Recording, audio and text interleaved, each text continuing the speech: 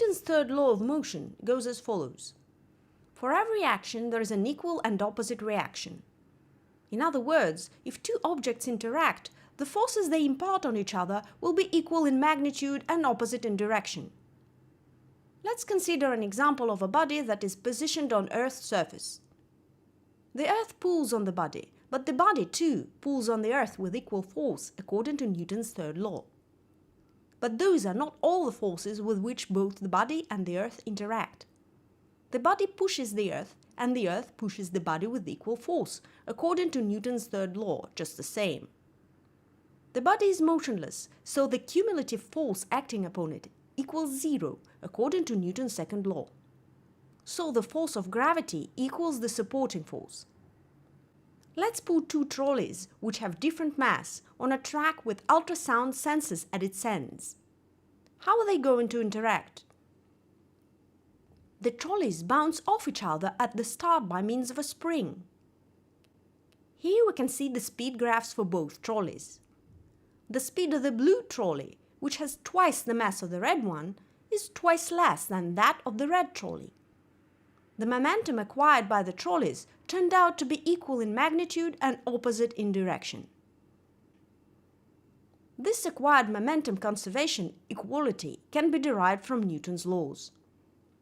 According to Newton's third law, the forces two bodies impart on each other are equal in magnitude and opposite in direction.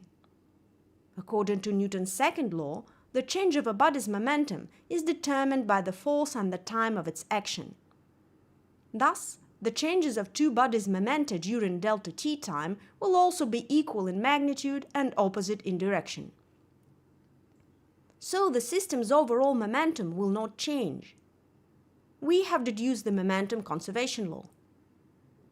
We will now demonstrate how Newton's laws are used in solving problems in mechanics.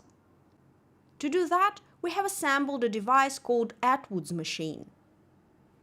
Two loads of 50 grams each have been balanced by means of a threaded block. Let us add 5 grams to one side. The balance is upset. Let's record the dependence of speed of their movement on time with the help of photo gates. We can see that the load's speed was increasing almost evenly, which means they were moving with equal acceleration. The acceleration equals the ratio between the speed increase and the time increase. According to our data, it makes up 0.46 meters per second in a second. Let's make a calculation. The force of gravity and the thread tension affect both loads. The block and the thread are very light compared to the loads, so we'll consider them weightless. The thread tension is equal on the right and the left side of the block. Let's mark it as T. The load's acceleration is equal as well, because those are connected through an inextensible thread. We write down the modification of Newton's second law for each load. Now we add up the two equations and derive acceleration. The mass difference in our experiment equaled 5 grams, and their sum equaled 105 grams. Thus, the load's acceleration has to be 20 times less than the acceleration of gravity, which makes up 0.47 meters per second in a second. In the experiment, however, we see 0.46, which is a little less. That's because the block and the thread do have some mass, and the friction force affects the block.